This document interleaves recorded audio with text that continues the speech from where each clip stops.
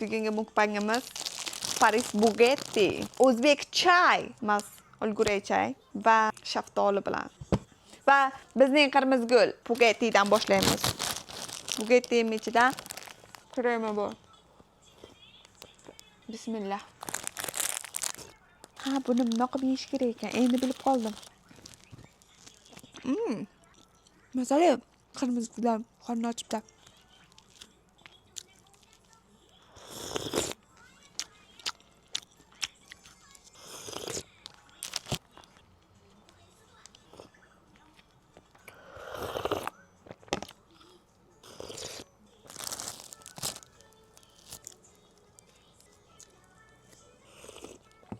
Qirmiz gul endi turdi. Hozir ko'chaga olib chiqib demasa bo'ldi. Tashqari yomg'ir.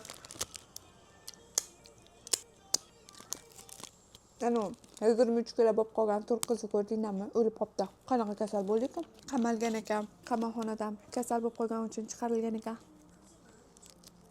Kasal holida tirnoqlari uzun-uzun. Lablari boteks, bo'yanish joyida. Biz soholimizga qila olmaymiz.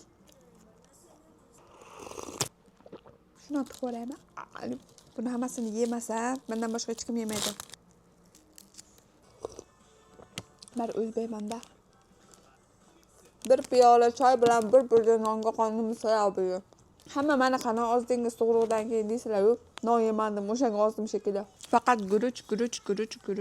Dengiz sho'rva. Bekor rostdan zo'r ko'paytirar ekan. Sutimni zo'r ko'paytirib berdi.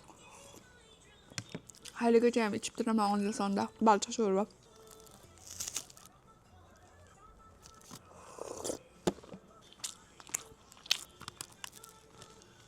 Ana suluv qizim, oy suluv mana yerda yotibdi. Suluv qizim, gul suluv. Annam, qizim shaftoli yeyish. Suvani mukbangini qilib beraman keyin. Chunki suva yaqinda ovqat yeyishni boshlaydi. Chop qilib yeydi-yu, bolalar o'shanisi maza bo'ladi. Qirmiz gullar bir kunlik hayotini vlogini olaymi, olmaymi? Oling deganlar kommentariyada izoh qoldiringlar, olmang deganlar ham izoh qoldiringlar. Qirmiz gul bir kunda nima ishlar qiladi? Qayga boradi? Shularni hammasini video qilib YouTube ga qo'ymoqchiman. Agar meni YouTube da kuzatishni xohlasanglar, YouTube'imni bu yoqda qoldirib qo'yaman. O'sha yoqqa o'tib bizni ko'rishinglar mumkin. Uzun, yaxshi videolarni YouTube ga joylab bormoqchiman. Endi shaftoli. Bismillah.